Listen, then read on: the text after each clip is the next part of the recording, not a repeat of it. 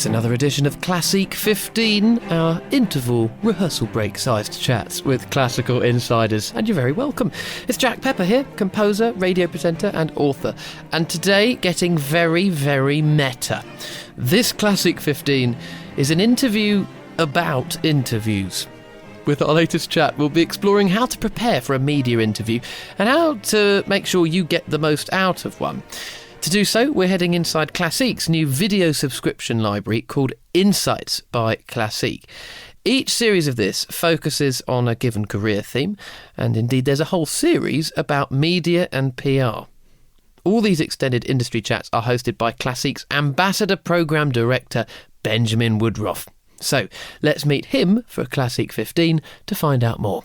I began by asking why Classeek created this Insights series. Its purpose really came about because I think, as we know, there are many aspects to becoming a professional musician. There are many skills required. There are many things you have to learn or negotiate or navigate beyond the music making, beyond the artistry, beyond the programming and so forth. And I think that the classical music sector can sometimes be a little bit mysterious about how things work, about how decisions are made. And that's not necessarily a bad thing or done on purpose, but there are many, many people involved behind the scenes, so to speak, in making sure that classical music is enjoyed and shared and talked about. And Insights really came about because I wanted to meet with colleagues and friends who are decision makers in the classical music industry and draw out from them stories about their everyday life. How do they make decisions? How do they think? What are the pressures that they are under? And who maybe surprised you the most in their answers? Was there a particular guest who maybe taught you something that you weren't expecting?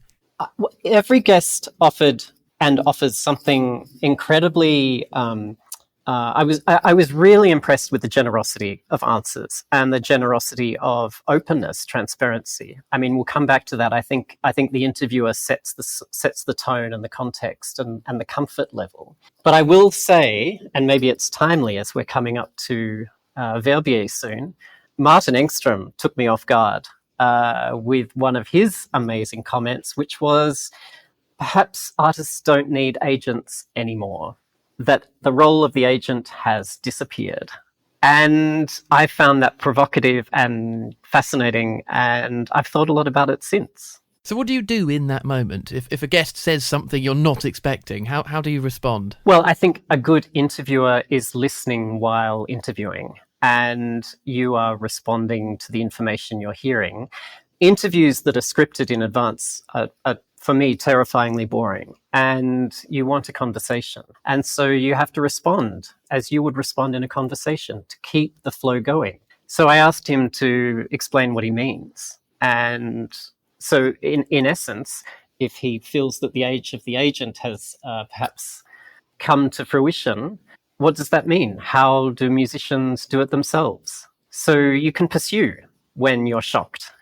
If you know what I mean. How much preparation is enough for an interview? Be that as the person asking the questions or answering them? Well, I've written down here some notes, and I've put research on both sides. Whether you're an interviewer or the interviewee, researching the person you're going to be speaking with is important. Thinking about what you want to say during an interview as the interviewee is really valuable. It takes both sides. An interview only works if both sides engage. And how do you prepare? You research, you have an idea of what you're going to ask. What I like to do is have meetings with the people I'm going to be speaking with beforehand. But equally, you don't want to lose the live factor. You don't want to rehearse things to death. So it's a matter of having a plan, having a list of questions, but adapting them during the interview to encourage the guest to continue speaking or to go further into a topic that maybe you hadn't planned that comes up. And so if you know that somebody's coming in to speak to you, what are your go-to places? When you're doing your research, what kind of material are you looking at and listening to? Everything. I mean, we're very fortunate with Insights. It came about because I was able to tap on the shoulder of colleagues and people I know. So I've worked with a lot of these people for a long time. But it depends who you're speaking to. If you're speaking, for instance, with Patricia Price, a major PR champion in the US, I'm thinking about her clients. I'm thinking about her festivals. I'm thinking about the artists she's representing and the way she represents. So I'll be looking at their recent promotions and activities. If I'm speaking with the director of a festival, it's a different type of research. I think it's also not just about what have you done last year or so forth. It's also about what is your vision? How do you make decisions? How do they operate?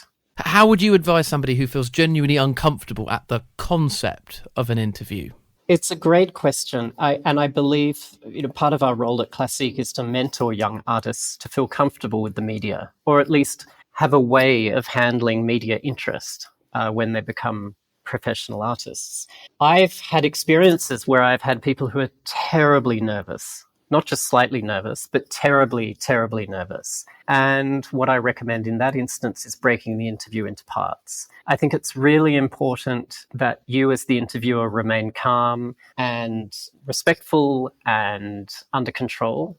And you explain, you give great confidence in the sense that they can speak. Things can always be edited. Things can be corrected. Things can be re-asked. An interview is not an exam or a concert or a recording. An interview is a conversation, and it takes two people to make an interview. So it's very important to me that the interviewee feels as comfortable as possible and that they know how the interview is going to proceed, that they know what sort of equipment might be in the room, if it's an audio interview, if it's a video interview. The location is important. If there are other people in the room with you, operating microphones or so forth, that they know in advance. And that there is a bit of, I don't want to say hand-holding, but there is a bit of guidance that's required as an interviewer of setting expectations. Do you get nervous before an interview? I used to. There's a hint, of course, of, is this going to work? Is this going to be interesting? Is this going to achieve what you want it to achieve? Is this actually going to work? Is the equipment going to work? Now, I chuckle with you, Jack, but we're testing a new platform today, and we've had trouble with that. I've had a situation where I've had an amazing interview, and then the sound recording person said at the end, "I'm so sorry, the batteries died halfway through that, and I didn't realize you have to do the whole thing again." So I want to say it's more than a leap of faith. An interview relies on moving parts, just like a concert. So I do get a little bit nervous, but I can't show that nervousness or let it overtake, because then that affects the interviewee as well. What, from your perspective, do you need, though, from a guest, Benjamin? What can a guest do in the interview to help make your life easier and ensure that the interview does hopefully go the way you both want it to go? I think something that I find works well is you can give an idea of questions in advance to a guest, whether they're questions or talking points, however you want to describe it, or whatever makes sense for you as an interviewer. Provide some context for why you're doing the interview in the first place and what some of the key points you think would be interesting for the specific. Every interview is going to be placed on a particular channel or a particular platform. So think about who the ultimate audience is going to be in the future and explain that to the guest, and share some suggestions in advance of what you as an interviewer think the audience would be interested in hearing about, and then get an okay from the guest that is the direction they want to go. I've had experience of this with musicians. An interview is not just a passive ordeal that they have to survive and get through. An interview is actually an opportunity for an artist. It's something, as I've said, it requires both sides, and it's something that they can use. It's a tool. It's a promotional tool. I want to say that every interviewer I've chatted to, yourself included, none of us want to, denigrate or trip up or, cause trauma to the guests. We're all here to advance the importance of music and music making. So we're here to help.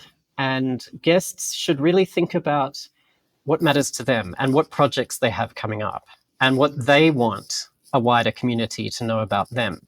So bring something to the interview. Don't wait and grin and bear it and then run away afterwards.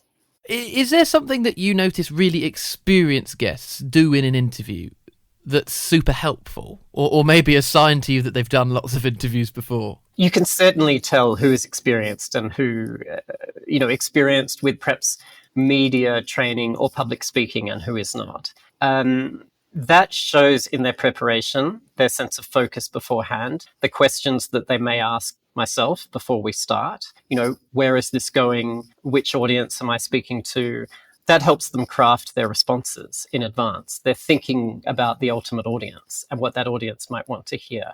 They're also not afraid, as am I, to say, hang on, let's pause here. That question didn't come out correctly, or my response went a little bit off-piste.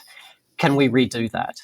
Because they've had experience and they know that redoing a question is certainly possible. And fortunately, technology now, we can edit everything and post correct.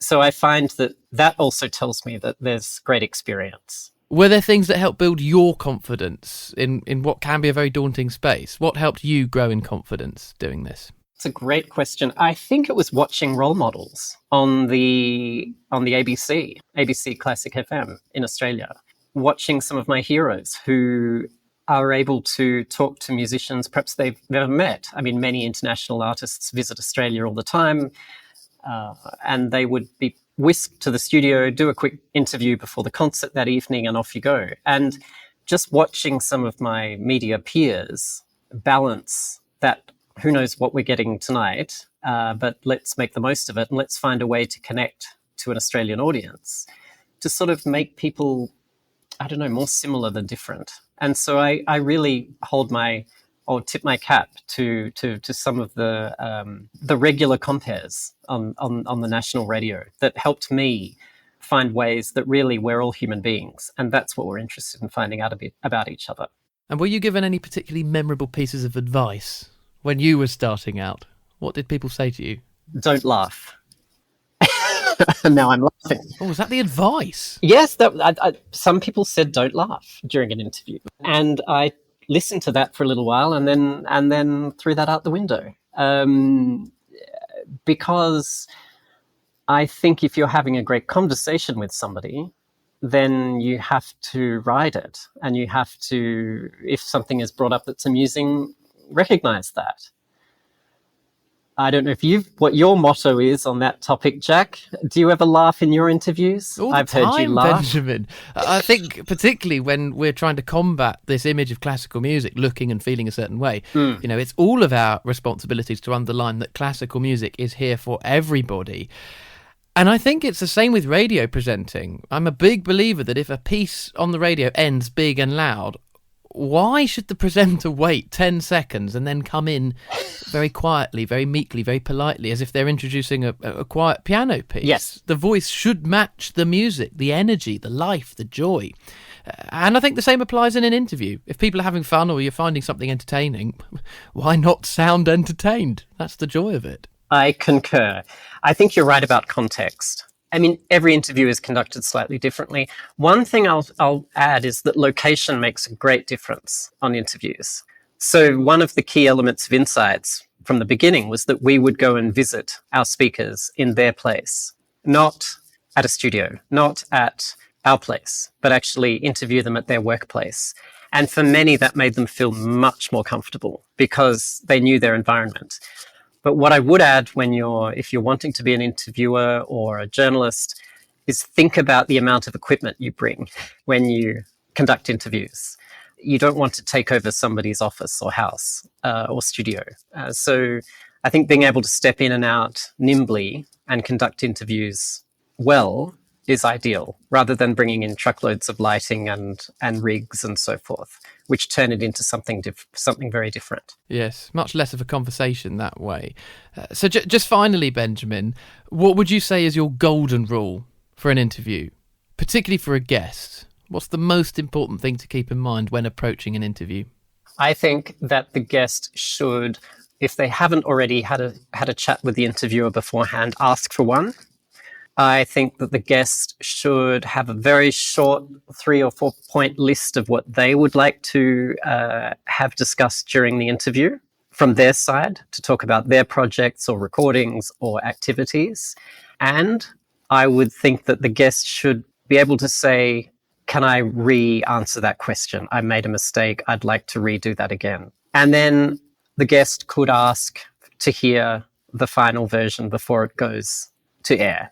That may not always be the case, but at least to ask if they could hear the final edit to make sure that everybody's as comfortable as possible. Well, it's a super helpful checklist there. Benjamin, a pleasure. Thank you, as ever. Thank you so much, Mr. Pepper. And you can hear plenty more from Benjamin himself, hosting Insights by Classeek, our new subscription video library, a whole host of extended industry chats. That's available on insights.classeek.com. And that's it from me, Jack Pepper, for this Classeek 15. Thank you so much for your company. And remember that the whole series is available on all the usual podcast platforms, exploring everything from artist management to media and PR. Hope to see you for another Classeek 15 very soon.